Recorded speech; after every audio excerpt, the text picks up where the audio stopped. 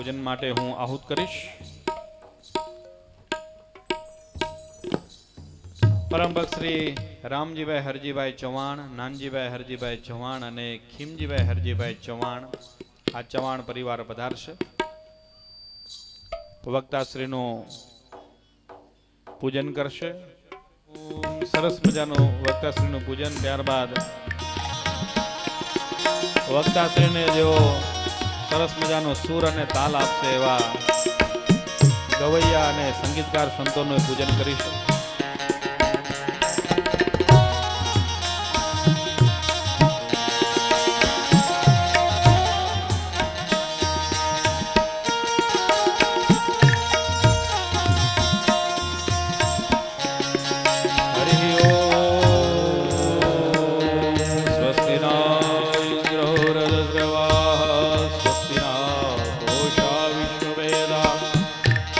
स्वस्तिनस्तारक्षो अरिष्टनेमि स्वस्ति नो बृहस्पतिर्दधातु।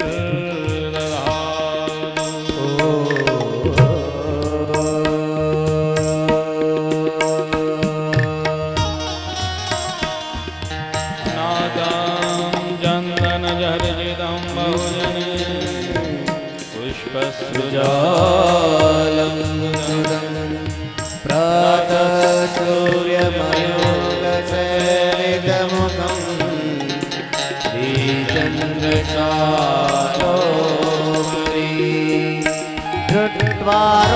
द्वारोटकमे पानी लगे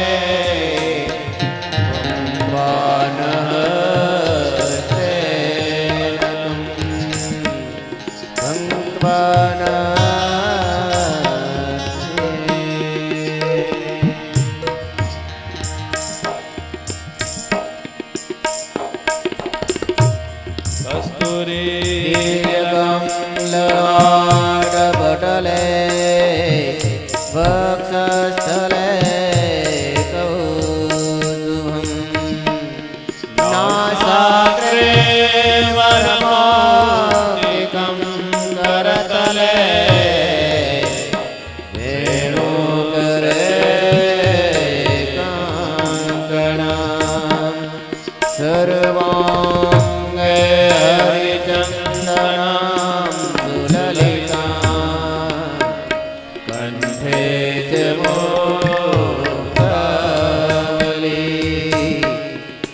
गौपस्त्री परिवेष्टितो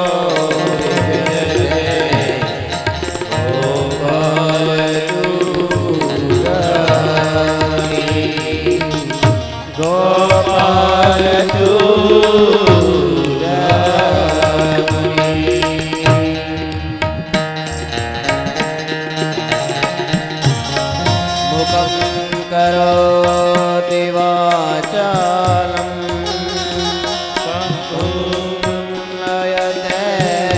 गिरिं यद्गृहातमहं वन्दे परमानन्दमाधवम्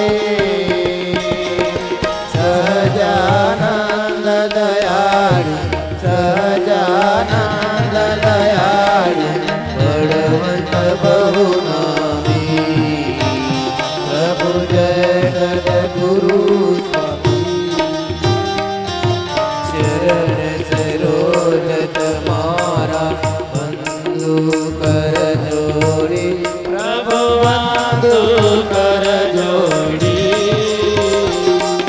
शरणे शीत धर्याती शरणे शीत धर्याती दुखना क्या तोड़ी प्रभु जय सद्गुरु स्वामी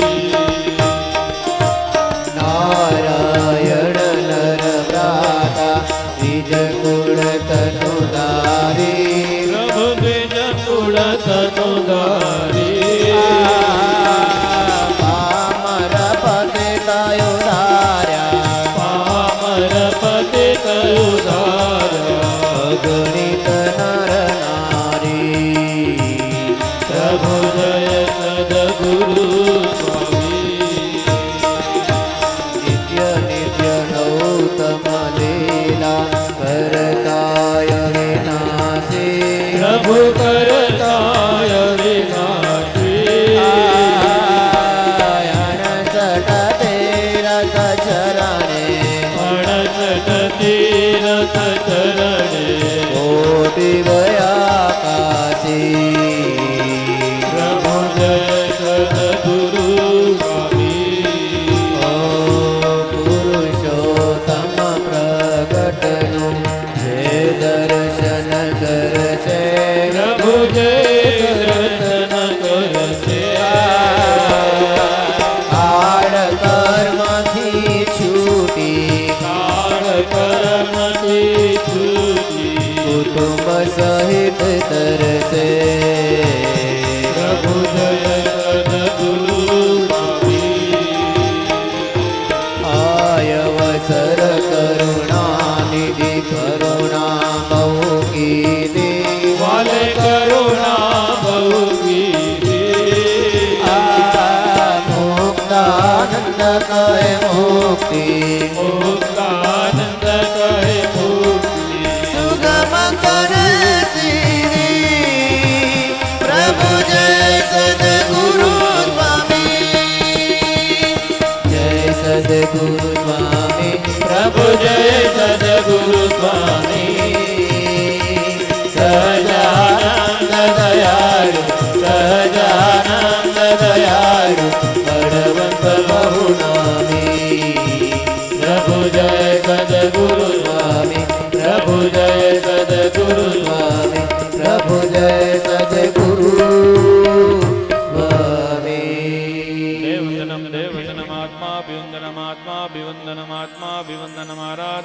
देववन्दनमात्माभिवन्दनमात्माभिवन्दनमात्माभिवन्दनमाराधिकमाराधिकं समर्पयामि यानि कानि च पापानि जन्मान्तरकृतानि च तानि सर्वाणि नश्यन्तु प्रदक्षिणां पदे पदे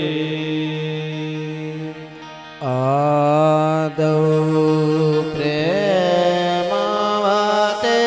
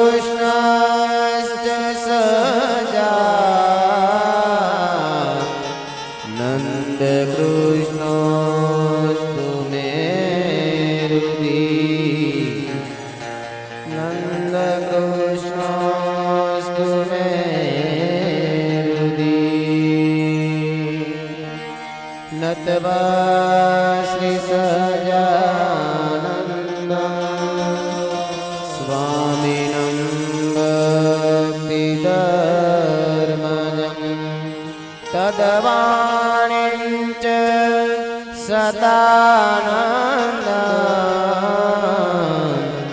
ततो जय मुदीरये ततो जय मुदीरये श्रूयतां देवदेवेश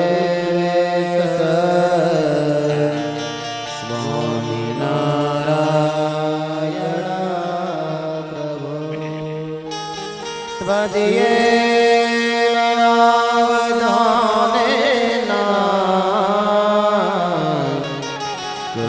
कथयिष्ये शुभकथा कथयिष्ये शुभकथा ॐ श्री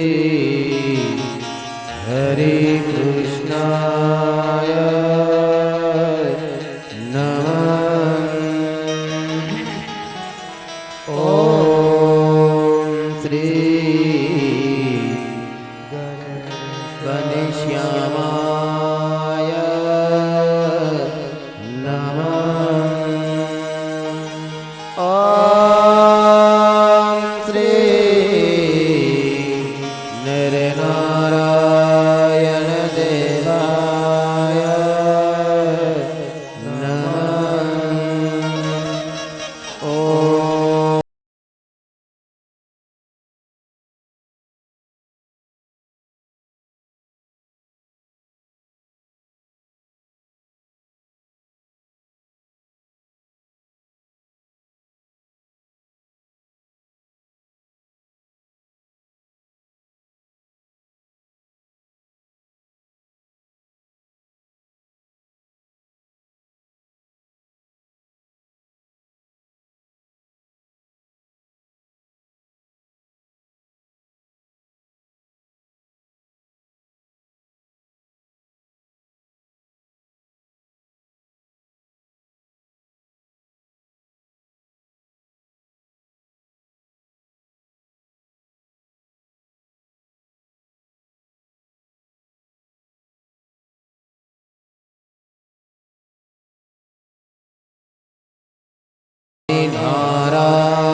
नारायणाय नमः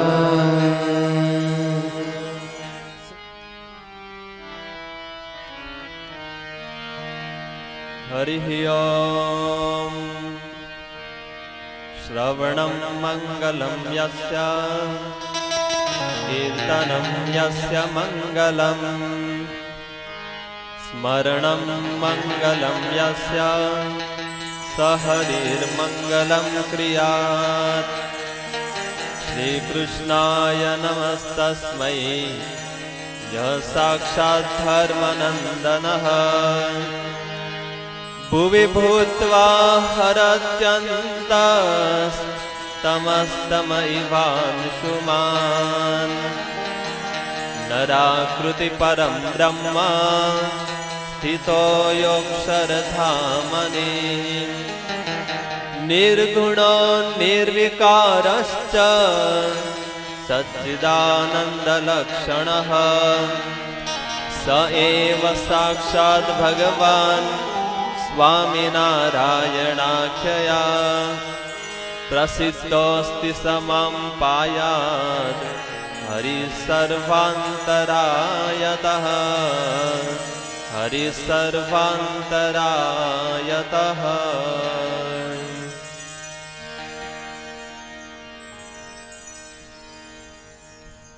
પૂર્ણ પુરુષોત્તમ ભગવાન શ્રી સ્વામિનારાયણ,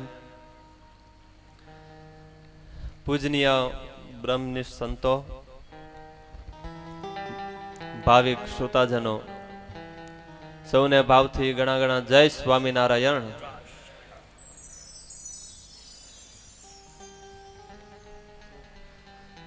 જે અવસરની આપણે રાહ જોતા હતા એ અવસર આપણા ગામમાં શ્રીજી મહારાજનો મૂર્તિ પ્રતિષ્ઠા મહોત્સવ આજે આવી ગયો. કેટલા દિવસોથી એ ભક્તો તૈયારી કરતા હતા, સંતો પાસે આવે અને એમ કરતા કરતા આપણે જોયું કે ગઈકાલથી જ આપણો ઉત્સવ ધામધૂમથી પ્રારંભ થયો છે. વાલા ભક્તજનો, ઉત્સવોમાં ઘણી બધી રીતે જીવ છે એ આગળ વધી શકતો હોય છે. ઉત્સવમાં જો મુખ્ય કોઈ વસ્તુ હોય તો એમાં એક છે કથા વાર્તા, બીજી છે સેવા. એવી ઘણી બધા વિભાગો હોય છે ઉત્સવમાં, જેના દ્વારા જીવ એ કંઈક આગળ વધી શકે. તો એ જ રીતે આજથી હવે 5 દિવસ સુધી કથા વાર્તાનું ખૂબ આપણે પાન કરશું.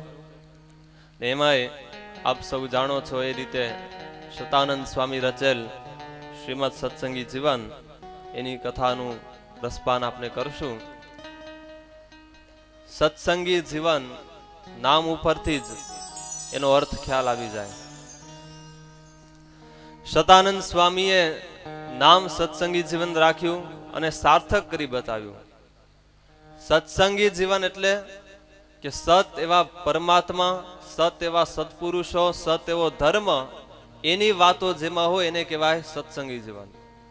અને આ સત્સંગી જીવનમાં એની જ વાતો છે, ભગવાનની, સત્પુરુષોની, ભક્તોની, ધર્મની. સત્સંગીઓનું જીવન કેવું હોવું જોઈએ એની વાતો જેમાં આવે એને કહેવાય સત્સંગી જીવન. એટલે સનાતન ધર્મની વાતો આ સત્સંગી જીવનના પાને પાને ભર્યું છે. એટલે સૌ કોઈને ખૂબ ઉપયોગી એવું આ સત્સંગી જીવન છે. અને આ સંપ્રદાયમાં સત્સંગી જીવન એ ધર્મશાસ્ત્ર તરીકે પણ ઓળખાય છે. એટલા જ માટે દરેક અધ્યાયના અંતે પુષ્ટિકામાં કહે છે કે ઇતિ શ્રી સત્સંગી જીવને નારાયણ ચરિત્રે ધર્મશાસ્ત્રે. તો આ ધર્મશાસ્ત્ર છે. સંપ્રદાયના મૂળભૂત અમુક શાસ્ત્રો છે, એ પૈકીનું એક શાસ્ત્ર છે આ સત્સંગી જીવન, ફાઉન્ડેશનનું. અને આ સંપ્રદાયના કાંઈ પણ બંધારણ, એના નિયમો, સંતો, હરિભક્તો કઈ રીતે એને જીવન જીવવું, આચાર્યોનું કેવું જીવન હોય, તો જો બહુ સ્પષ્ટ બંધારણો કોઈ શાસ્ત્રમાં હોય તો આ એક સત્સંગી જીવન છે. અને અદ્ભુત એનું માર્ગદર્શન એ શતાનંદ સ્વામી આમાં પૂરું પાડ્યું છે. ભાવિ મુમુક્ષોના કલ્યાણને માટે મહારાજની આજ્ઞાથી જ શતાનંદ સ્વામીએ આની રચના કરી છે. મુખ્ય વક્તા છે સુરત મુનિ, મુખ્ય શ્રોતા છે પ્રતાપસિંહ રાજન. તો સત્સંગી જીવન સાંભળી એના પહેલા એનું મહાત્મ્ય પણ સાંભળવું જોઈએ. એટલે અત્યારના સત્રમાં આપણે સત્સંગી જીવનનું મહાત્મ્ય થોડુંક શ્રવણ કરશું. અને ત્યાર પછી હવે 5 દિવસ સુધી આપણે કથા સાંભળવાની છે. તો સાંભળવું એટલે શું? 5 દિવસ સુધી શું કરવાનું છે? આપણે અહીંયા સભા મંડપમાં કથા સાંભળવાની. પછી નાઇટ પ્રોગ્રામો છે એ અલગ વસ્તુ છે, એ કોઈને જોવાનું કે સાંભળવાની ટ્રેનિંગ આપવી ના પડે. પણ જે કથા સાંભળવી છે ને, જે મેઇન કામ કરવાનું છે, તમે ઘણા બધા કોઈ ગુજરાતમાં, કોઈ આઉટ ઓફ ગુજરાત રહેતા હશો, કોઈ વેરી આઉટ ઓફ ઇન્ડિયા રહેતા હશો, તો સેટ ત્યાંથી આવ્યા છો અને કથા સાંભળવાની છે. હવે જે કામ કરવાનું છે એ કઈ રીતે કરવું એનું જ્ઞાન હોવું જોઈએ. તો અત્યારના સત્રમાં આપણે મુખ્ય એ સાંભળશું કથા કઈ રીતે સાંભળવી. એટલે મારે એમ નથી કહ્યું કે તમે આટલા વર્ષ કથા સાંભળતા હજી આવડતી જ નથી તમને, પણ એની પરીક્ષા અહીંયા કને થઈ જશે. કઈ રીતે આપણે કથા સાંભળીએ છીએ અને શાસ્ત્રો શું કહે છે કે એક શ્રોતાના ક્વોલિફિકેશન શું હોવા જોઈએ. ગમે એ આવે ને બેસી જવાનું બસ, અને અહીંયા બેસી જાય 1.5 કલાક એટલે પેપર ભરી દીધું ને પાસ જ થઈ જશું. તો શ્રોતાના ક્વોલિફિકેશન કેવા હોવા જોઈએ એ આજે સાંભળશું. અને આ ટ્રેનિંગને સાથે લઈને જ આગળ આપણે દિવસોમાં એ કથા સાંભળશું. તો સતાનંદ સ્વામી રચેલ સત્સંગી જીવન, એનું મહાત્મ્ય તો એમ કહ્યું કે આત્યંતિક મોક્ષના હેતુરૂપ છે. ધર્મ, જ્ઞાન, વૈરાગ્ય અને ભક્તિથી ભરપૂર એવું આ સત્સંગી જીવન છે. સત્સંગી જીવનના એક પણ એવું પાનું, એમાં એક શ્લોક ન મળે જ્યાં ધર્મ, જ્ઞાન, વૈરાગ્ય, ભક્તિની વાત એમાં ના આવે. સંસાર સાગર તરવા માટે નૌકાની સમાન આ સત્સંગી જીવન મદદ કરે છે. સંસારના ભયને નાશ કરનાર. કોઈ સકામ ભક્ત હોય કે મારે વિદ્યા પ્રાપ્ત કરવી છે, કે પુત્ર નથી થતા, કે ધન પ્રાપ્ત થાય, તો ગમે એવી સકામ ઈચ્છાથી પણ જો આ સત્સંગી જીવનનું વ્યવસ્થિત શ્રવણ કરે તો એની ઈચ્છાઓ પણ પૂર્ણ થાય છે. નિષ્કામ ભક્તો હોય, બસ મારે તો ભગવાનને જ રાજી કરવા છે, આવા ભાવથી જો આ સત્સંગી જીવનની કથા સાંભળે તો એ ભગવાન પણ રાજી થાય છે. અને આપણા જીવનમાં ગમે એવા સંશયો ઊભો થાય મનમાં, તો એ તમામ સંશયોને દૂર કરવામાં આ સત્સંગી જીવન સમર્થ છે. હવે સત્સંગી જીવનના મહાત્માની કથા હું બહુ નહીં કહું, એનું કારણ કે એનો અનુભવ આગલા દિવસોમાં તમને થશે. તમે પોતે કબૂલ કરશો કે 5 દિવસ પહેલા અમારા જીવનમાં જે વસ્તુ નથી એ વસ્તુ અમને આ 5 દિવસમાં મળી ગઈ. એટલે એનું મહાત્મ્ય તમને પોતાને જેમ જેમ આગળ આ કથાનો પ્રવાહ વહેતો રહેશે એમ આગલા દિવસોમાં આપને અનુભવ થશે જ કે આવી કથાઓ શું કામ કરે છે. સત્સંગી જીવનના લેખક સતાનંદ સ્વામી, એનું જો જીવન થોડુંક જાણ્યું હોય તો કથા સાંભળવાની પણ મજા આવે છે. તો સુવ્રત મુનિ પ્રતાપસિંહ રાજાને સતાનંદ સ્વામીના જીવન ચરિત્રની વાત કહે. સુવ્રત ઉવાચ અસ્તિ ભૂમિ તલે પુણ્યા નગરી મિથિલા નૃપ તસ્યામ અબુદ્ વિજવરો વિષ્ણુ દત્તોથી ધાર્મિક તસ્ય પુત્ર શતાનંદો નૈષ્ટિક વ્રતમાં સ્થિતઃ ખ્યાતો ગુણ ગુણૈ સદ્ભીર ગુરુ શુશ્રૂષકો ભવત. આ પૃથ્વી ઉપર ભારત દેશમાં અનેક નગરીઓ પવિત્ર છે, અને એ માયલી એક નગરી એટલે મિથિલા નગરી. એ મિથિલા નગરીમાં પવિત્ર એક ભૂદેવ નામ એનું વિષ્ણુદત્ત રહે છે. અને કેવા અતિ ધાર્મિક, ખૂબ ધાર્મિકો. સમય જતા લગ્ન થયા છે. દંપતી બહુ પવિત્રપણે જીવન જીવે છે અને ધર્મનું પાલન કરે છે.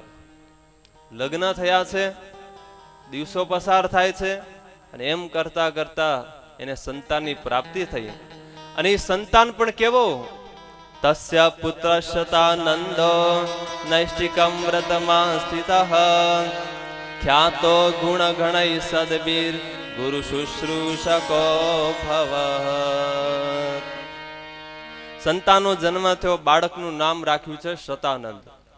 આ શતાનંદ સ્વામી છે ને, દીક્ષા પછીનું નામ એનું શતાનંદ સ્વામી, અને સાધુ થયા પહેલા એનું નામ શતાનંદ જ હતું. તો એ બાળકનું નામ રાખ્યું શતાનંદ. સમય પછી એ પણ મોટો થતો આવે, બ્રહ્મચર્યનું પાલન કરે છે. શાસ્ત્રોમાં જે ગુણો કયા છે એ બધા ગુણો આ બાળકમાં જોવા મળે છે. અને માતા પિતાની સેવા કરે, ગુરુની સેવા કરે. 5-6 વર્ષની ઉંમર, ક્યારે પણ માતા પિતાની સામે પણ બોલે નહીં. કાંઈ પણ કામ બતાવે અને તરત કરે છે.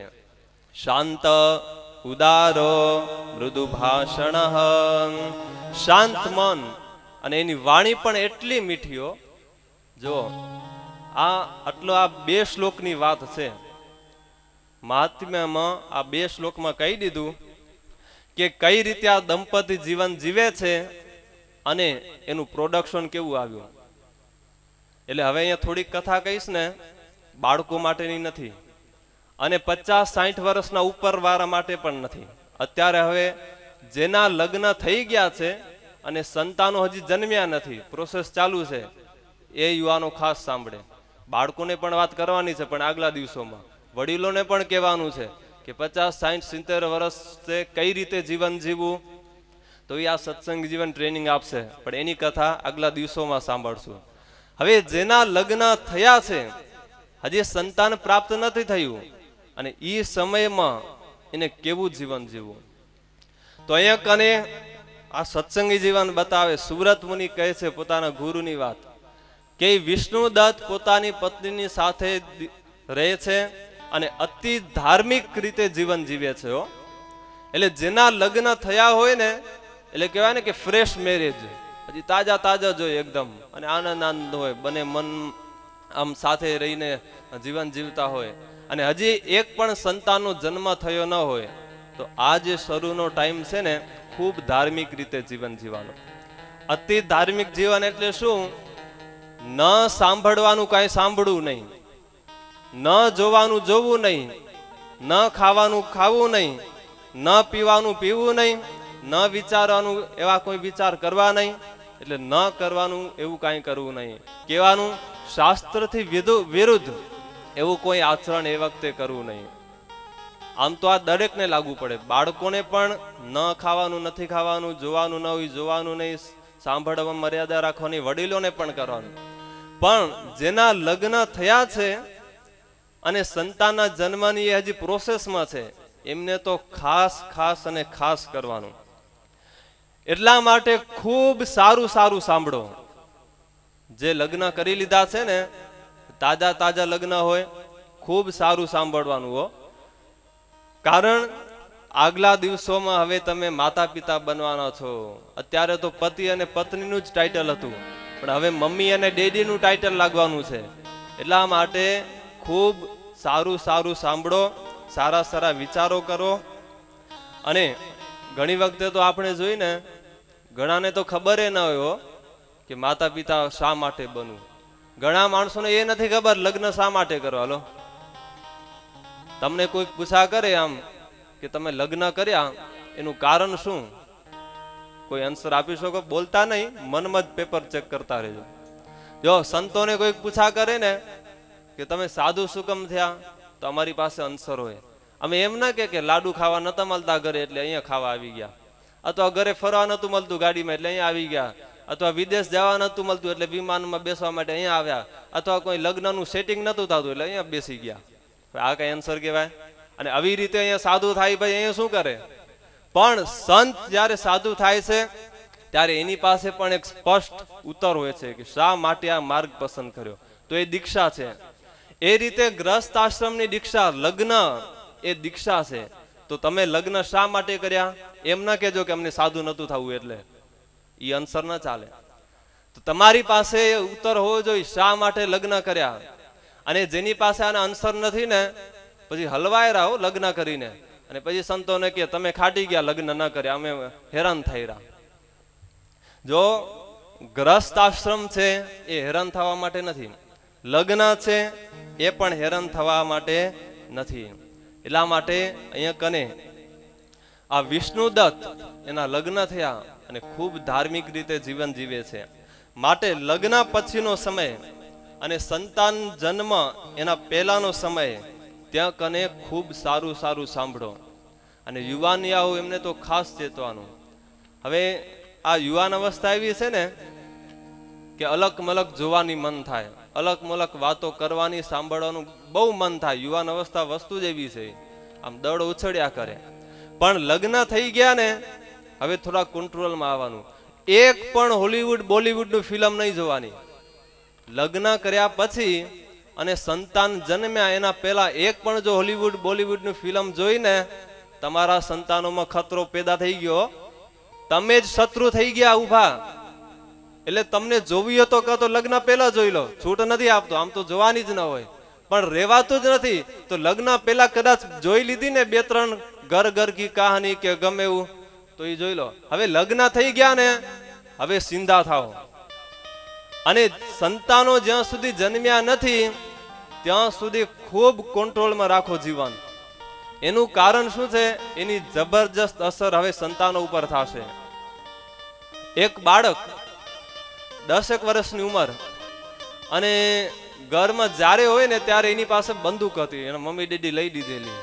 અને જ્યારે હોય ને ઘરમાં નવરો થાય, સ્કૂલમાંથી ભણીને આવે એટલે મમ્મીની સામે આમ બંદૂક મૂક્યો, મમ્મી ઢીશંગ ઢીશંગ ઢીશંગ, એટલે ઓલી પાણીની બંદૂક હતી, પેલી આમ મારે ને પછી ખબર પાણીની પિચકારી નીકળે, એ વોટર ગન. જ્યારે નવરો થાય એટલે મમ્મી કામ કરતી હોય ને રસોડામાં, ત્યાં પેસી જાય મમ્મી, અને મમ્મી પાછળ જોવે ને એટલે તરત ઢીશંગ ઢીશંગ ઢીશંગ કરે, અને બંદૂકમાંથી શું નીકળે? પાણી નીકળે, પિચકારી નીકળે. હવે એના પપ્પા સાંજે 6 વાગે આવે ને ત્યાં તૈયાર જ ઉભો હોય કે પપ્પા દરવાજો ખોલે ને એક ઢીશંગ કરી જ દઉં પાણી. અને પપ્પા દરવાજો ખોલે ને ઢીશંગ ઢીશંગ ઢીશંગ વોટર ગન પિચકારી મૂકે. કોઈ મહેમાનો આવે તોય પણ એ જ જાય, અને એ બાળક ઢીશંગ ઢીશંગ કરે. હું મમ્મી ડેડી વિચાર કરે કે આને થઈ શું ગયું છે આ બાળકને. ડોક્ટરો પાસે લઈ ગયા, તપાસ કરી તો શરીરમાં તો એકદમ બરાબર. પછી સાયકોલોજીસ્ટ પાસે લઈ ગયા અને એને કહ્યું કે ખબર છે અમારા બાળકની શું પ્રોબ્લેમ છે, આખો દી ઢીશંગ ઢીશંગ ઢીશંગ ઢીશંગ, બીજું કાંઈ આવડતું જ નથી. લો હવે તમે જોવો આને પ્રોબ્લેમ શું છે. પેલો મનોવૈજ્ઞાનિકે કહ્યું કે જો મારે આખો કેસ હાથમાં લેવો પડે, તપાસ કરવું પડે, અને અમુક પ્રશ્નો મને તમને પૂછવા પણ પડે. પેલા એના મમ્મી ડેડી કહ્યું કાંઈ વાંધો નહીં, તમને જે કાંઈ પૂછવું હોય તમે પૂછો, પણ આમાં પ્રોબ્લેમ શું છે? પછી પેલો સાયકોલોજીસ્ટ એના મમ્મીને પૂછ્યું કે આ સંતાન જ્યારે ગર્ભમાં હતું ત્યારે તમે વધુ પડતું શું કરતા? તો કે ત્યારે તો હું જ્યારે નવરી થતી ત્યારે બસ સોફા ઉપર બેસીને હાથમાં રિમોટ લઈને ટીવી જોયા કરતી. એટલે પેલાને ખબર પડી ગયો કે આ ઉપાધિ અહીંયા જ થઈ છે. પછી વધી ઊંડા ઉતર્યા, પૂછા કરી કે ટીવીમાં પણ આમ વધુ ફેમસ કયો પ્રોગ્રામ કે ફિલ્મ કે આમ ઘણી વખત 9-10 મહિનામાં તમે જોઈ હશે? પેલી યાદ કર્યું, એવી તો પેલી શોલે ફિલ્મ હતી, 17-18 વખત તો જોઈ નાખી હતી હું. પેલો સાયકોલોજીસ્ટ કે તો પછી આ ગબર સિંહ જ પાકે ને.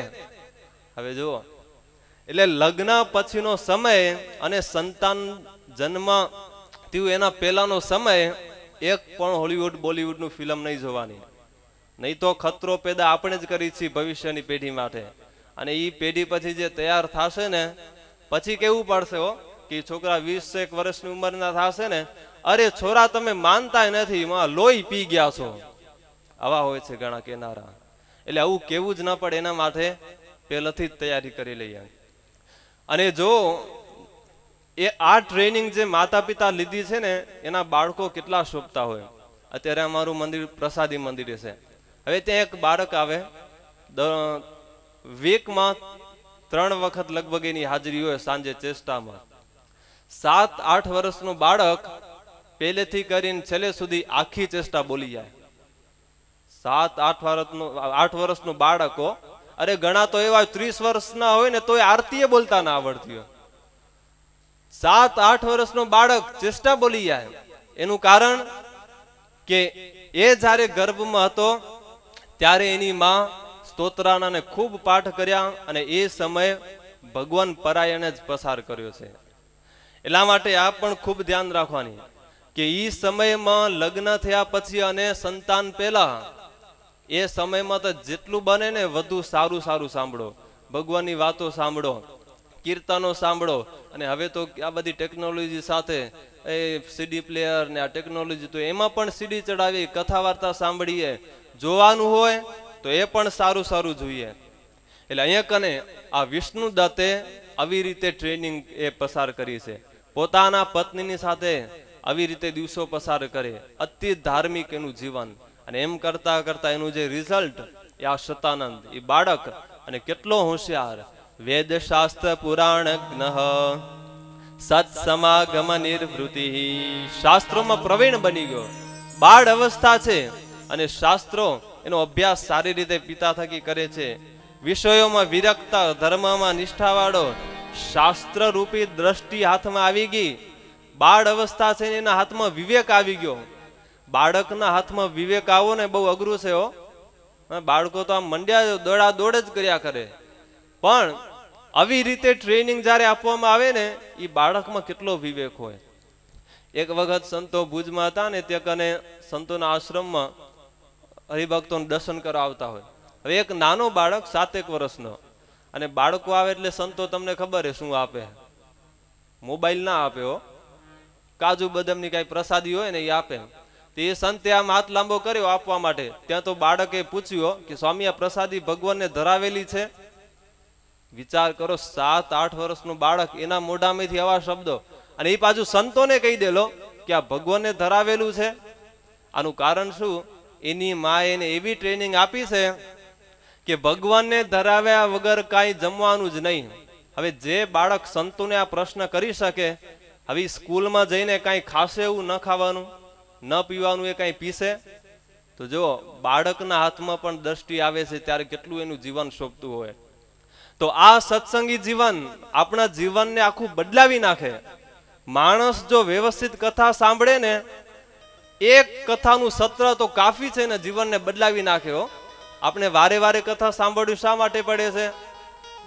કારણ કે એ સાંભળવાની સિસ્ટમ નથી આવડતી આપને, અને સાંભળવી જ પડશે આપણે. જ્યાં સુધી વ્યવસ્થિત નહીં સાંભળીએ ને ચાલુ જ રાખવાની.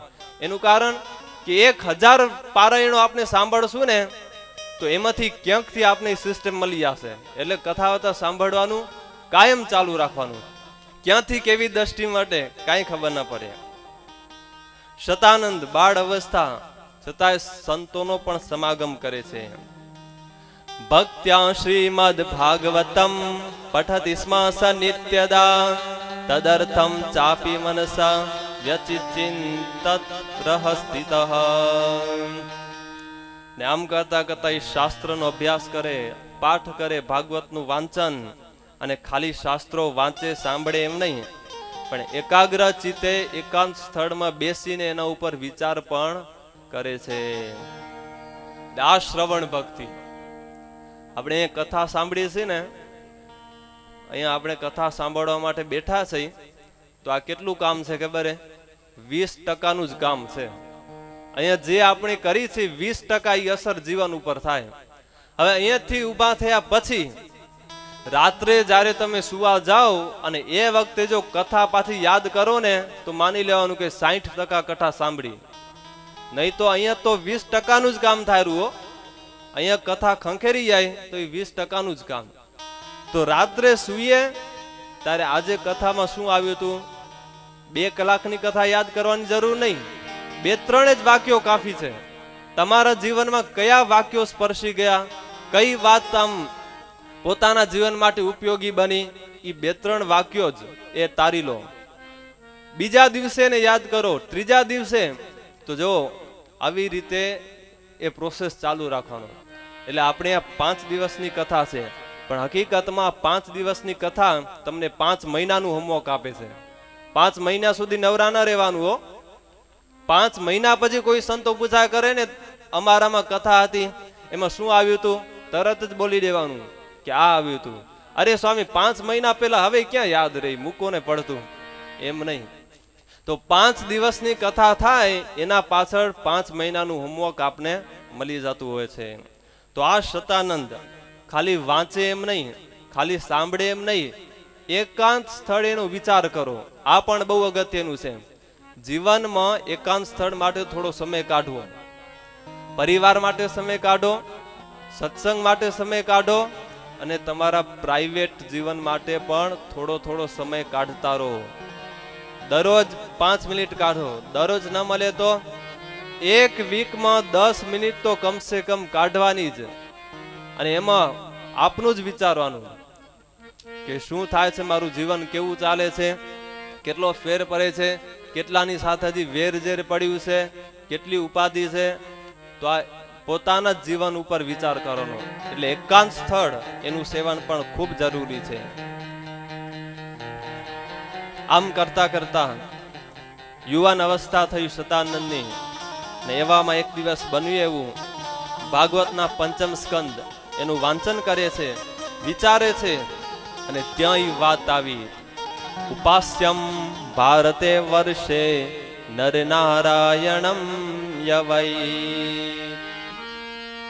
ભાગવતનો પંચમ સ્કંદમાં એ વાત કે આ ભારત વર્ષના મનુષ્યો માટે જો કોઈ ઉપાસ્ય દેવ હોય તો એ શ્રી નરનારાયણ ભગવાન છે. અને એ નરનારાયણ ભગવાન બદ્રિકાશ્રમમાં પ્રત્યક્ષ બિરાજમાન છે.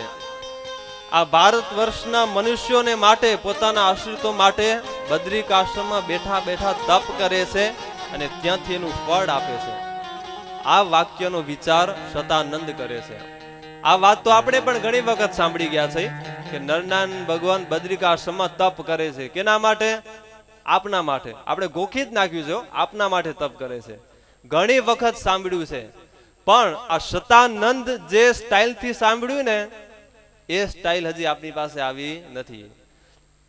પાંચમ સ્કંદનું વાંચન કર્યું, આ વાત આવી કે બદ્રિકાશ્રમ પ્રત્યક્ષ નરનારાયણ ભગવાન તપ કરે છે અને વિચારમાં ઊંડા ઉતરી ગયા છે.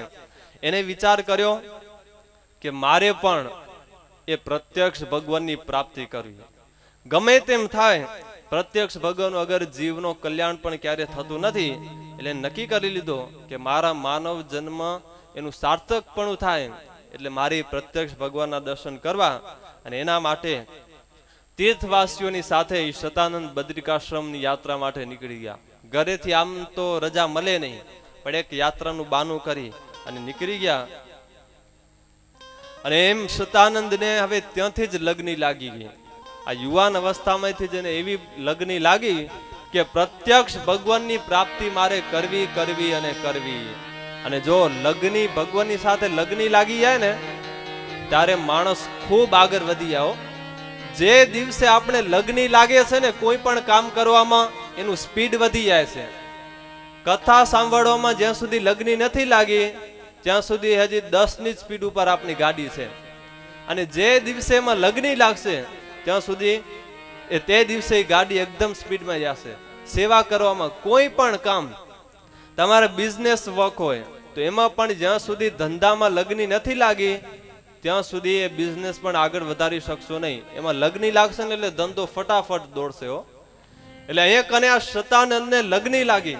અને એવી જ લગ્ન આ સત્સંગી જીવનના મુખ્ય શ્રોતા પ્રતાપસિંહ રાજા એને પણ લાગેલી. ગુજરાતમાં આવેલ ભાદેર ગામના પ્રતાપસિંહ રાજા રાજ્ય કરે, પણ એક વખત વિચાર કર્યો કે હવે મારે ભગવાનના માર્ગે પણ આગળ વધવું. અને એ વિચારને આગળ લઈ અને રાજા હોવા છતાં પણ એને નક્કી કર્યું કે એવા કોઈ સત્પુરુષોનું શોધ કરી લઉં કે મને ભગવાનનો ભેટો કરાવી દે. અને આ પ્રતાપસિંહ રાજા એને લગ્ન લાગ્યું. શેની લગ્ન? સત્પુરુષને શોધવાની લગ્ન. અને નીકળી પડ્યા. એમ કરતા કરતા જગન્નાથપુરી આવ્યા ચક્રતીર્થમાં. અને ત્યાં સ્વામી એક સંત બેઠેલા સુવ્રત મુનિ, શતાનંદ સ્વામીના શિષ્ય સુવ્રત મુનિ બેઠેલા, 2-3 કોઈ માણસો બેઠા હોય એની આગળ આ સત્સંગી જીવન ભગવાનની વાતો કરે.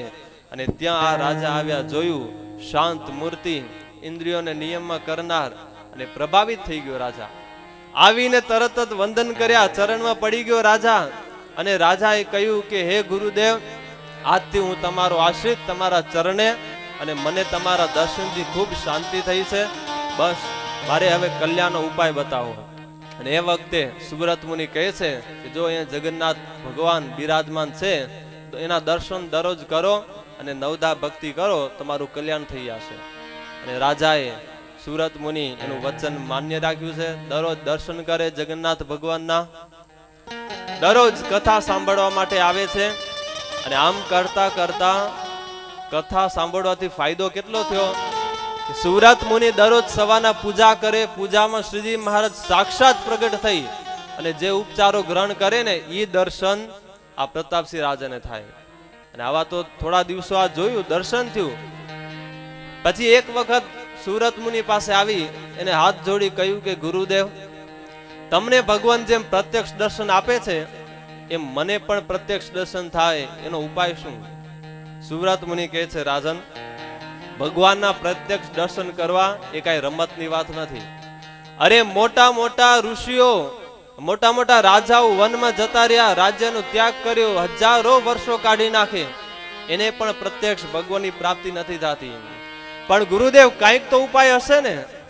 એક ઉપાય છે કે ભગવાન પોતે જો મનુષ્ય રૂપે આ પૃથ્વી ઉપર આવે તો સૌને એના દર્શન થાય. અને રાજન, એની શું વાત કરું, એ સ્વામિનારાયણ ભગવાન પરમાત્મા પુરુષોત્તમ આ પૃથ્વી ઉપર છપૈયામાં ધર્મ ભક્તિને ઘેર પ્રગટ થયા, ગુજરાતમાં આવ્યા અને એ મને દીક્ષા આપી. એ સ્વામિનારાયણ ભગવાનનો બેટો મને થયો, પ્રત્યક્ષ ભગવાનના દર્શન મને થયા. એની સાથે કેટલો સમય રહ્યો છું, એના હસ્ત મારા માથા ઉપર પડ્યો છે, મને બાથમાં લઈને ભગવાન મળ્યા છે. અરે ભગવાનની શું વાત કરું, પણ તમે થોડાક મોડા પડ્યા હો. જો થોડાક વહેલા આવ્યા હોત ને તો એ ભગવાનના દર્શન હું તમને પણ કરાવત, પણ એ ભગવાને હવે મનુષ્ય લીલા સંકેલી લીધી છે. અને આવી વાત જ્યાં સુવ્રત મુનિ કરી, પ્રતાપસિંહ રાજા એને ખૂબ આનંદ થયો.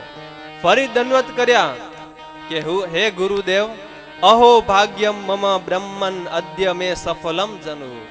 મારો જન્મ સફળ થઈ ગયો, કારણ તમારા જેવા સત્પુરુષો, જેને ભગવાન મળેલા એવા સત્પુરુષ મને મળ્યા. મારો જન્મ પણ હવે સફળ થઈ ગયો. સ્વામી, મારા ઉપર કંઈક દયા કરો અને મને પણ એ ભગવાનના પ્રત્યક્ષ દર્શન થાય એવી કૃપા કરો. અને તમે કહ્યું કે એ પ્રભુ આ પૃથ્વી ઉપર સ્વામિનારાયણ રૂપે પ્રગટ થયા, તો એના ચરિત્રો મને પણ સંભળાવો. અને સુવ્રત મુનિ એ સત્સંગી જીવનની કથા એ જગન્નાથપુરીને વિશે પ્રતાપસિંહ રાજાને ખૂબ ભાવથી સાંભળી છે. અને આ શ્રોતા પણ એવા જ ક્વોલિફાઈડ હતા. પ્રતાપસિંહ રાજા એવા ભાવથી કથા સાંભળી, એ 5 પ્રકરણોની કથા સાંભળીને ત્યાં તો કથા પૂર્ણ થઈ અને આને પ્રત્યક્ષ શ્રીજી મહારાજે દર્શન આપ્યા છે. તો કહેવાનું શું કે આ પ્રતાપસિંહ રાજાને લગ્ની લાગી ગઈ સંતની શોધ કરવી, અને એને લગ્ની લાગી અને એનું કામ કરી લીધું. શતાનંદ વિપ્રનું પણ એવું જ થયું. એને લગ્ની લાગી છે પ્રત્યક્ષ ભગવાનના દર્શન કરવા અને બદ્રિકાશ્રમમાં જાવું, અને એ રવાના થઈ ગયા. એટલે માણસને જ્યારે લગ્ની લાગે ને ત્યારે એનું અદ્ભુત પરિણામ હોય છે. અને આવા તો કેટલા ભક્તોને લગ્ની લાગી અને કામ કરી ગયા. સ્વામિનારાયણ સંપ્રદાયમાં કેટલા બધા ઇતિહાસો. એમાં ઉદયપુરના મહારાણી જમકુબાઈ, અને એને લગ્ની લાગી. હવે એ લગ્ની કઈ રીતે લાગી? એ ઉદયપુરમાં એક બ્રાહ્મણ એના દ્વારા સ્વામિનારાયણ ભગવાનનો મહિમા સાંભળ્યો અને આ જમકુબાઈને લગ્ની લાગી. આ જુઓ, સાંભળવામાં કેટલી તાકાત હોય છે. માણસ જો વ્યવસ્થિત શ્રવણ ભક્તિ કરે ને તો એનો બેરો પાર થઈ જાય, આખું એનું જીવન બદલાવી નાખે. અને એ ઉદયપુરના મહારાણીને એટલી લગ્ની લાગી કે એને નક્કી કર્યું કે હવે તો આ રાજ્યનો ત્યાગ કરી દેવો, અને બસ હવે સ્વામિનારાયણ ભગવાનને મારે મળવું જ છે, એના દર્શન કરવા જ છે. અને રાતો રાત મહારાણા એને રજા ના આપે, એને ખબર હતી. રાતો રાત આખું પ્લાનિંગ કરી અને રાજ્ય છોડી રવાના થઈ ગયા. પણ રસ્તામાં ખબર પડી કે હવે ઓલા મહારાણા પણ સિપાહીઓનો શોધ કરવા તો મૂકશે જ. આગળ જાય છે, એક મરેલો ઊંટિયો પડ્યો છે અને કોઈ પશુ એને થોડા અડધા ખાઈ ગયેલા, હાડ પિંજર બચેલું છે. અને આ મહારાણીએ દૂર દૂર પાછું જોયું, ત્યાં તો ઘોડાઓ આવતા હતા. ખબર પડી ગઈ કે મહારાણા જ મૂકેલા છે. હવે કરવું શું? નક્કી કર્યું કે રાજ્યમાં પાછું તો જવું જ નથી, સ્વામિનારાયણ ભગવાનને મળવું જ છે. અને એ ઊંટિયાના હાજ પિંજરમાં આ બાઈ બેસી ગઈ. આ બાઈ એટલે મહારાણીઓ, ઉદયપુરના મહારાણી. આપણે તો અહીંયા કોઈ કૂતરો મરી ગયો કે આમ એકી બેકી કરી ગયું હોય ને તો કરીને હાલા જાય, પણ સાફ ન કરી આપે. હવે ઘણા માણસો તો મંદિરમાં જ કચરો કરેલો, ડસ્ટબિન પડ્યું હોય તોય ચોકમાં ત્યાં કચરો કરે. આવા આપણી એવી ટેવ. પણ આ મહારાણી એને લગ્ની લાગી ગઈ એટલે હવે એનાથી શું ન થાય. અને એ હાડ પિંજરમાં 3 દિવસ રાત પસાર કર્યા. વિચાર કરો, એક આ લગ્ની લાગી. એ લગ્ની કઈ રીતે લાગી? કથા સાંભળવાથી. સારા સારા શબ્દો એમને સાંભળ્યા બ્રાહ્મણ દ્વારા, સ્વામિનારાયણ ભગવાનના મહિમાની વાત, અને એને એ લગ્ની લાગી છે. એવી જ રીતે એ જ રાજ્યમાં, એ જ મેવાડામાં આજથી 601 વર્ષ પહેલા ત્યાં એક બીજા મીરાબાઈ પણ થઈ ગયેલા. અને એ મીરાબાઈ જે આપણે પ્રસિદ્ધ છે, અને એ મીરાબાઈને પણ એવી જ લગ્ની લાગેલી. અને એવી લગ્ની લાગીને તો એ પણ રાજ્યમાં હતા, છતાં પણ એને રાજ્ય ફીકું લાગ્યું અને રાજ્યમાંથી નીકળી પડ્યા.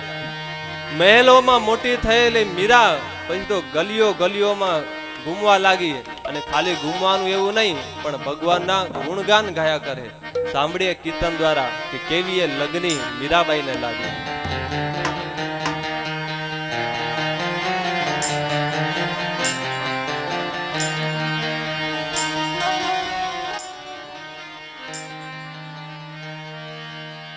ऐसी लागी लगन मेरा हो गई मगन, ऐसी लागी लगन मेरा हो गई मगन, वो तो गली गली हरि गुण गाने लगी.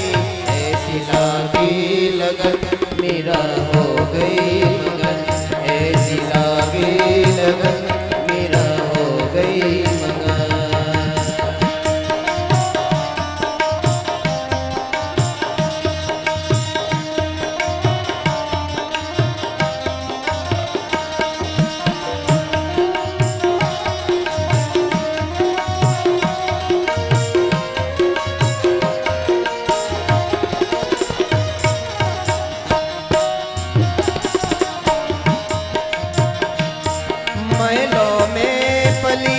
बन है जो गंजली, महलों में पली बन है जो गंजली, महलों में पली बन है जो गंजली, महलों में पली बन है जो गंजली. मेरा रानी दीवानी कहाने लगी, मेरा रानी दीवानी कहाने लगी. वो तो गली गली हरि गुण गाने लगी. ऐसी लागी लगन मेरा हो गई मगन, ऐसी लागी लगन मेरा हो गई मगन.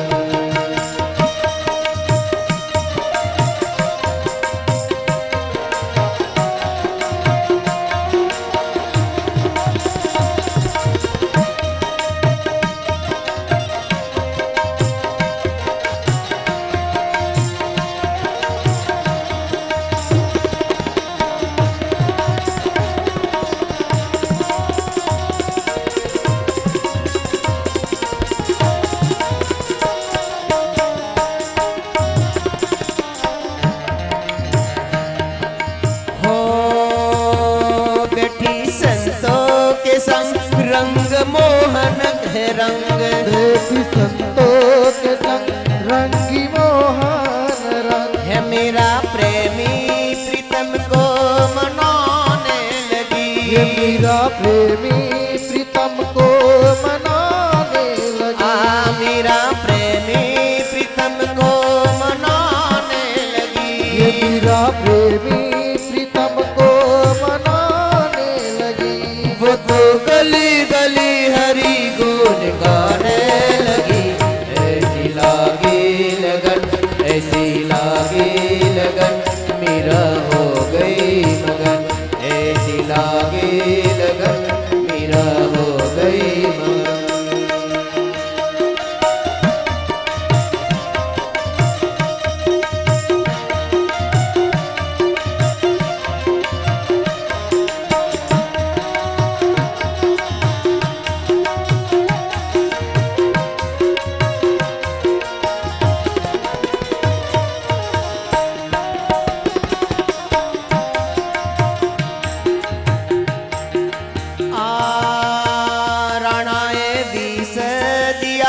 मानो अमृत पिया, राणाए विस्तिया मानो अमृत पिया, राणाए विष दिया मानो अमृत पिया, राणाए विष दिया मानो अमृत पिया. यमुना सागर में सरिता मनाने लगी, मीरा सागर में सरिता समाने लगी. वो तो गली गली हरि गुण गाने लगी. ऐसी लागी लगन, ऐसी लागी लगन मेरा हो गई मगन, ऐसी लागी लगन मेरा हो गई मगन.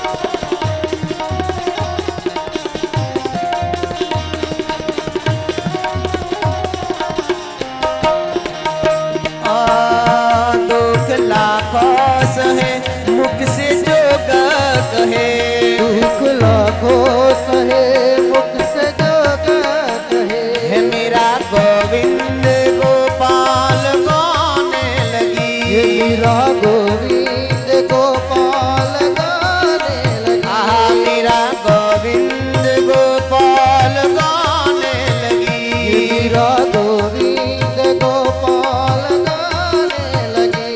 वो तो गली गली हरि गुण गाने लगी। ऐसी लागी लगन, ऐसी लागी लगन, मीरा हो गई मगन। ऐसी लागी लगन, मीरा हो गई मगन। वो तो गली गली हरि गुण गाने लगी। ऐसी लागी लगन, मीरा हो गई मगन। ऐसी लागी लगन, मीरा हो गई मगन। मीरा हो गई मगन। मीरा हो गई मगन। આ મીરાબાઈને જેવી લગ્ની લાગી એવી જ લગ્ની શતાનંદને પણ લાગી, ને એ પણ યુવાન અવસ્થામાં. હવે જે માણસ આ યુવાન અવસ્થામાં વ્યવસ્થિત જીવન પસાર કરે ને, એના પછીના વર્ષોમાં પણ એ વ્યવસ્થિત પસાર થઈ શકે. કારણ કે આ જે અવસ્થા છે ને, એને ઇંગ્લિશમાં ટીનેજ કહેવાય. ટીનેજ એટલે શું? From 13 to 19. કારણ કે ઇંગ્લિશમાં છે જ એવું, 13, 14, 15, 6. હવે તો આવડી જવું જોઈએ ને તમને. 7, 8, 9, 10. હવે આ ટીન છે ને, ટીનની ઘંટડી ભલભલાના સંસ્કારને વિખેરી નાખ્યો. Tin tin tin tin tin એટલે ફ્રોમ 13 to 19. એ વખતે જો એ બાળક અને યુવાન જો સંચવાય નહીં ને, એને બરાબર ટ્રેનિંગ આપવામાં ના આપે, તો એ ટીનની ઘંટડીઓ એને વીખી નાખે, અને એના પાછલા પછી જે દિવસો હોય એ પણ બહુ નબળા હોય છે. એટલે જે માણસ યુવાન અવસ્થામાં વ્યવસ્થિત દિવસો પસાર કરી શકે, એ માણસની પાસે પૂર્ણ ટ્રેનિંગ છે કે આવતા દિવસો પણ એ વ્યવસ્થિત પસાર કરી શકશે. તો આ શતાનંદને લગ્ની લાગી, યાત્રિકો સાથે બદ્રિકાશ્રમમાં આવ્યા છે, અને વૈશાખ સુદ ત્રીજના ત્યાં કને નરનારાયણ ભગવાનના દર્શન કર્યા, પૂજા વિધિ પ્રમાણે પૂજન કર્યું છે, અને હવે નક્કી કર્યું કે હવે તો જ્યાં સુધી પ્રત્યક્ષ નરનારાયણ ભગવાનના દર્શન ન થાય ત્યાં સુધી પાછું જવું નથી. આ જો યુવાન અવસ્થાનો એક જો ફાયદો હોય ને, તો આ છે કે યુવાન જો કંઈક દ્રઢ કરે ને, તો એકદમ મજબૂતી દ્રઢ કરી શક્યો. આ યુવાનીમાં ફાયદો બહુ મોટો હોય છે. એની પાસે દ્રઢતાની શક્તિ બહુ અજોડ હોય છે. શતાનંદ ત્યાં રહે છે. 1-2 દિવસ ત્યાં પેલો સંઘ પાછો રવાનો થયા, પણ શતાનંદ સ્વામી તો ત્યાં ને ત્યાં બેઠા. પેલા સગાયો કહ્યા કે અરે તું ચાલતો નથી. ત્યારે શતાનંદે કહ્યું કે હું અહીંયા જ રહીશ, મારે પ્રગટ ભગવાનના દર્શન કરવા છે, તમે જાઓ, પાછા જાઓ. અને સંઘ પાછો ગયો છે ત્યાંથી. શતાનંદ વિપ્રાએ નક્કી કર્યું મારે ભગવાનને રાજી કરવા છે. દરરોજ સંધ્યા વંદન વગેરે પૂજા કરે, નરનારાયણ ભગવાનની પૂજા કરે, અને એ નરનારાયણ ભગવાનની આગળ જ બેસી ભાગવતના દશમ સ્કંદનો પાઠ કરે છે. અને આવી રીતે આમ કરતા કરતા તો 6 મહિના પસાર થઈ ગયા. પણ આ યુવાને નક્કી કર્યું છે કે જ્યાં સુધી ભગવાન મને દર્શન ના આપે ત્યાં સુધી પાછું જવું નથી. આ કામ કેટલું અઘરું પડી જાય. તમે ભુજમાં આવો અને નક્કી કરીને આવવાનું કે નરનારાયણ ભગવાન મૂર્તિમાંથી જ્યાં સુધી પ્રગટ ન થાય ત્યાં સુધી આપને અમારા પાછું જવું જ નથી, ત્યાં સુધી નડિયાદ પાછું જવું જ નથી, કુરાલ જવું જ નથી. આવો સંકલ્પ ન કરી શક્યો આપણે તો ખબર હોય ક્યાં ભગવાન પ્રગટ થવાના. પણ આ શતાનંદમાં કેટલી તાકાત, એનામાં કેટલી શ્રદ્ધા છે કે ભગવાન પ્રગટ થશે, મને દર્શન આપશે જ. અને 6 મહિના સુધી પુરુષાર્થ કર્યો, પ્રાર્થના કરી, પ્રતીક્ષા કરી, અને એનું પરિણામ શું? કાર્તિક સુદ એકાદશી પ્રબોધનીની રાત્રે જાગરણ કરે છે, ભગવાનના ગુણગાન ગાય છે. આમ કરતા કરતા એ 12ના બ્રાહ્મ મુહૂર્તે સાક્ષાત નારાયણ ભગવાન પ્રગટ થયા છે, અને આ શતાનંદને દિવ્ય દર્શન આપ્યા. શતાનંદ સ્વામી દર્શન કર્યા, સ્તુતિ કરી, પ્રણામ કર્યા છે. ત્યારે નારાયણ ભગવાન કહે છે કે હે શતાનંદ, તમારા ઉપર રાજી થયો છું, જે કઈ માગવું હોય તમે માગો. અને શતાનંદ વિપ્ર કહે છે કે હે પ્રભુ, યદિ પ્રસન્નોસી વિભો વરોદેયશ્ચ મે તદા રક્ષમામ સ્વાંતિકે નિત્યમ દેહિ સેવામ ત્વમાત્મનઃ. પ્રભુ જો પ્રસન્ન થયા હો તો બસ એ જ માગું છું કે કાયમ મને તમારું સામીપ્ય પણ આપો, બસ મને તમારી સમીપે જ રાખી દો.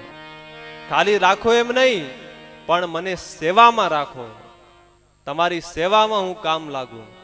બીજું કે હે પ્રભુ, તમારા ગુણ ગાવાની ખૂબ મને ઈચ્છા છે, એટલા માટે પ્રભુ મારા ઉપર દયા કરો અને આપના પાવનકારી ગુણો એનું વાદ કરી અને બસ મારા જીવનને, મારી વાણીને સફળ બનાવું, આવું હે પ્રભુ વરદાન આપો. અને નારાયણ ભગવાને કહ્યું કે તમને વરદાન આપું છું, પણ અત્યારે હું પૃથ્વી ઉપર પ્રગટ વિચરું છું, સ્વામિનારાયણ નામે પ્રસિદ્ધ છું, ગઢપુરમાં મુખ્યપણે રહું છું, અને તમે ત્યાં કને આવો, ગુજરાતમાં તપાસ કરો, ત્યાં મળો અને ત્યાં તમારા મનોરથો હું પૂર્ણ કરીશ. નારાયણ ભગવાન અદૃશ્ય થયા. આ બાજુ શતાનંદ વિપ્રએ પારણા કર્યા છે, વ્રતની સમાપ્તિ કરી અને હવે પકડ્યો છે રસ્તો ગુજરાતનો. એમ કરતા કરતા અમદાવાદ આવ્યા. ત્યાં સમાચાર મળ્યા બીજા ઘણા બધા બ્રાહ્મણો આમ ટોળા ને ટોળા જતા હતા. શતાનંદ પૂછા કરી, આટલા બધા ક્યાં જાઓ આમ? તો કે ખબર નથી, દબાણમાં યજ્ઞ છે. શેનો યજ્ઞ? અરે સ્વામિનારાયણ યજ્ઞ કરે છે. આટલા બધા? અરે જવાનું જ હોય ને, સ્વામિનારાયણના યજ્ઞમાં તો બ્રાહ્મણોને લીલા લેર હોય. કેમ? તો કે એ સ્વામિનારાયણ ખબર નહીં કેવા જાદુગરા છે, ખોબા ભરી ભરીને દક્ષિણ આપે છતાં ખૂટતું જ નથી એની પાસે, અને ખૂબ બ્રાહ્મણોને જમાડે છે, એટલે ત્યાં તો લીલા લેર કરશું. ને શતાનંદ સ્વામી બ્રાહ્મણોની સાથે દબાણ રવાના થયા. દબાણ આવ્યા છે, ખૂબ ભીડ છે, ત્યાં કને ઘણા હજારો માણસો, એની વચમાં સિંહાસન ઉપર ભગવાન શ્રી બિરાજમાન સુંદર શોભી રહ્યા છે. અને ત્યાં શતાનંદ સ્વામી દર્શન કર્યા કે આ તો એ જ પ્રભુ જે બદ્રિકાશ્રમમાં મને દર્શન આપ્યા. દંડવત પ્રણામ કર્યા. શ્રીજી મહારાજ પણ શતાનંદ વિપ્રને ઉભા કર્યા, બાથમાં લઈને બેઠ્યા છે. અને શતાનંદ વિપ્રએ કહ્યું કે હે પ્રભુ, હવે મારી મનોકામના પૂર્ણ કરો, તમારી સેવામાં મને નિવાસ આપો. અને મહારાજે એમને દીક્ષા આપી અને એનું નામ રાખ્યું શતાનંદ સ્વામી. પહેલો મનોરથ પૂર્ણ થયો. બીજો મનોરથ ગ્રંથ રચવાનો. એ પણ વાત કરી કે હે પ્રભુ, હવે બીજો સંકલ્પ પણ મારો પૂરો કરો. અને ત્યારે મહારાજે કહ્યું કે અત્યારે નહીં, પણ એ તમે ગઢપુરનું મંદિર થઈ જશે અને મંદિરમાં બેસી અને તમે એ મારા ચરિત્રોથી ભરપૂર એવી શાસ્ત્રની રચના કરજો, એ સત્સંગી જીવનની રચના કરજો. અને સમય જાતા એ શતાનંદ સ્વામીએ સંમત 1885 માગસર સુદ છઠના ગઢપુરમાં મંદિરમાં બેસી અને આ સત્સંગી જીવનનો પ્રારંભ કર્યો. અને આમ કરતા કરતા એક પછી એક પ્રકરણો તૈયાર થાય છે. ને આમ કરતા કરતા જ્યારે પેલું પ્રકરણ થયું, મહારાજની પાસે લઈ આવ્યા અક્ષર ઓરડીમાં, સુકાનંદ સ્વામી બાજુમાં બેઠેલા, અને એ શતાનંદ સ્વામીએ આખું વાંચી ગયા. મહારાજે સાંભળ્યું. એમ કરતા કરતા બીજું પ્રકરણ પૂર્ણ થયું, એ પણ મહારાજ પાસે આવ્યા. મહારાજે સાંભળ્યું, પાસ કર્યું. 5 પ્રકરણો સત્સંગી જીવવાના. અને શ્રીજી મહારાજ પોતે પ્રૂફ કરે કે ના બરાબર છે. આવી રીતે આ સત્સંગી જીવન પ્રસાદીનું શાસ્ત્ર. અને બાજુમાં શુકમુનિ એ બધું આ સાંભળે. અને એ શુકમુનિ એટલા જ માટે આ શતાનંદ સ્વામીનો જે હૃદયનો એનું જે રહસ્ય હતું એ શુકમુનિને ખબર. અને એટલા જ માટે શુકાનંદ સ્વામી પણ આ સત્સંગી જીવન ઉપર ટીકા લખી અને હેતુ નામની ટીકા તરીકે પ્રસિદ્ધ છે. એ સમગ્ર જે ભાવો છે ત્યાં શુકાનંદ સ્વામીએ પ્રગટ કર્યા છે. પછી તો શતાનંદ સ્વામીએ સત્સંગી જીવનની રચના કરી, પોતાના શિષ્ય સુરત મુનિ વગેરે એને ભણાવ્યા છે અને ખૂબ સારો અભ્યાસ કરાવ્યો. સત્સંગી જીવનની કથા સાંભળવી અને સત્સંગી જીવનનો અભ્યાસ કરો, આ બે વાત આખી અલગ જ છે. સાંભળવું અને અભ્યાસ કરો, બીજાને સંભળાવવું અને બીજાને અભ્યાસ કરાવડાવો, આ બે વસ્તુ અલગ છે. અત્યારે આપણે જે કરીએ છીએ એ સાંભળી જ છીએ. સત્સંગી જીવનની કથા એ સાંભળી છે, પણ એનો અભ્યાસ કરો ને એટલે એમાં મનન માગી લે. તો એ શતાનંદ સ્વામીએ અભ્યાસ કરાવ્યો છે પોતાના શિષ્યોને. 319 જેટલા અધ્યાયો આ 5 પ્રકરણમાં, અને ભાગવત કરતા 300-400 શ્લોકો જ ઓછા છે. આમાં 17,000 થી વધુ શ્લોકો આ સત્સંગી જીવનમાં છે. એટલે આટલો વિસ્તાર વાળો આ ગ્રંથ, 5 પ્રકરણ અને શ્રી હરિનું વાંગમય સ્વરૂપ. સત્સંગી જીવનની પહેલી વેલી કોઈ કથા કરી હોય તો એના લેખક પોતે જ શતાનંદ સ્વામી પોતે આ શાસ્ત્રની રચના કરી. અને ફર્સ્ટ ટાઈમ જો સત્સંગી જીવનની કોઈ કથા સંભળાવી હોય તો એ શતાનંદ સ્વામી પોતે જ. અને શ્રીજી મહારાજ મનુષ્ય લીલા સંકેલી એના 2-3 મહિના પછીના જ સમયમાં જ્યારે ગઢપુરમાં વિશાળ સભાનું આયોજન થયેલું અને એ વખતે અયોધ્યા પ્રસાદજી મહારાજ, રઘુવીરજી મહારાજ, મુક્તાનંદ સ્વામી, મૂળજી બ્રહ્મચારી, તો આ બધા વરિષ્ઠો બેઠેલા. સતાનંદ સ્વામી ત્યાં આવ્યા ત્યારે સૌએ એને આસન આપ્યું અને અયોધ્યા પ્રસાદજી મહારાજ અને રઘુવીરજી મહારાજે સભાની વતે સતાનંદ સ્વામીને કહ્યું કે હે સ્વામી, તમે જે શાસ્ત્રની રચના કરી, મહારાજે પોતે જેની વખાણ કરી, પ્રશંસા કરી છે, તો એવી શાસ્ત્ર સત્સંગી જીવન એની કથા અમને સંભળાવો, એ મહારાજના ચરિત્રો સંભળાવો. અને એ વખતે સતાનંદ સ્વામીએ ગઢપુરમાં પહેલી વહેલી આ સત્સંગી જીવનની કથા પોતે જ સતાનંદ સ્વામી એ આચાર્ય મહારાજ અને આ બ્રહ્મચારી સંતોને સંભળાવી છે.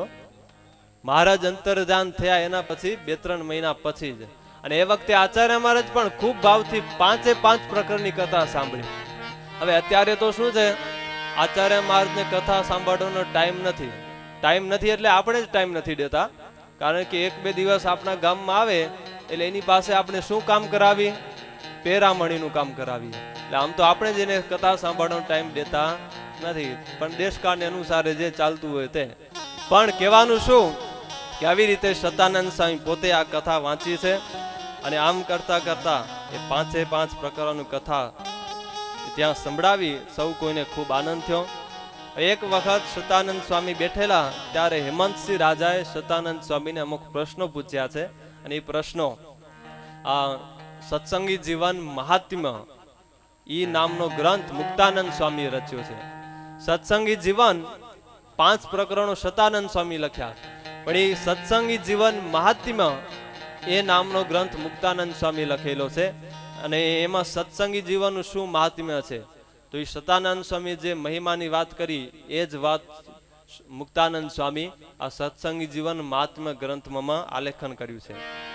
તો હેમંતસિંહના અમુક પ્રશ્નો આવે છે કે સત્સંગી જીવનના મહાત્મ્યની કથા સંભળાવો, આનું મહાત્મ્ય શું? તો આનો તો ખૂબ મહિમા છે અને કયું આગલા દિવસોમાં એનો આપને ખ્યાલ જ આવશે. પછી શ્રવણ કરવામાં કોને અધિકાર? તો કે દરેક વ્યક્તિ આ કથાનું શ્રવણ કરી શકે. સાંભળવાનું ફળ શું? અસ્ય શ્રવણ માત્રેણ પ્રસન્ન શ્રી હરિર વૃષમ.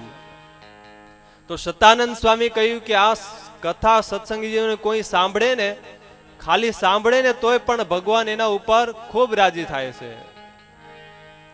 કેવી જગ્યાએ બેસીને કથા સાંભળવી? તો કે નદી કિનારો હોય, મંદિરમાં હોય, પવિત્ર કોઈ પોતાનું ઘર હોય અથવા કોઈ ખુલ્લો મેદાન હોય, સાફ સફાઈ કરેલું હોય, તો આ બધા પવિત્ર સ્થાને કથા સાંભળી શકે. ક્યારે સાંભળવી? દરરોજ, અથવા તો ચાતુર્માસમાં, અથવા શ્રાવણ માસમાં, અથવા ચૈત્ર માસમાં, અથવા અધિક માસમાં. તો આવી રીતે પણ નિયમ લઈ શકાય. પછી વક્તાના લક્ષણો આવે કે આ કથા કરનાર વક્તા કેવો હોવો જોઈએ, અને શ્રોતાના પણ લક્ષણો આવે છે. તો એ વક્તાના લક્ષણો ઉત્સાહી હોય, શ્રદ્ધાવાન, નિર્દંભી, દયાવાન, ધીરજવાન, દુરાગ્રહ રહિત, ભગવાનની ભક્તિથી યુક્ત હોય, મધુર સ્વરે ધીર ગંભીરપણે વાંચન કરનાર, સ્પષ્ટ અક્ષરોનું ઉચ્ચારણ કરનાર, અતિ વિસ્તારપૂર્વક વાંચનાર નહીં. સમયને અનુસારે જેટલું જરૂર હોય એટલો વિસ્તાર કરવાનો, પાછું વળી મૂળમાં આવી જાય. અને ગુરુ પરંપરાગત વિદ્યાભ્યાસ કરેલો હોય, સમગ્ર અર્થને જાણનાર હોય, જીતેન્દ્રિય હોય, વિવેકી હોય, તો આ બધા વક્તાના લક્ષણો છે. અને આવી રીતે જ્યારે વક્તામાં લક્ષણો હોય ને ત્યારે એ કીર્તન કરનાર આખી એક શ્રેષ્ઠ સમાજનું નિર્માણ કરે છે. એ આગળ આપણે સાંભળશું. પછી શ્રોતાના લક્ષણો એ પણ કયા છે, અને વક્તાને શું આપવું કથાની સમાપ્તિ પછી એનું પૂજનમાં? તો કે નવા વસ્ત્રો આપવાના, આભૂષણો આપવાના, દક્ષિણા આપવાની. તો આ બધું વક્તાનું પૂજન કરાવવું. પણ આપણે ભુજની પરંપરામાં સંતો જ્યારે કથા વાંચતા હોય ત્યારે વક્તાને કોઈ પ્રાઇવેટ એને કવર કે એવું કે વસ્ત્રો કે દાગીના આપવામાં આવતા નથી. તો એ વક્તાનું પૂજન શું કે ભુજ મંદિરમાં નરનારાયણ દેવને જે કઈ ભેટ આપવામાં આવે એમાં વક્તાનું પૂજન આવી જતું હોય છે.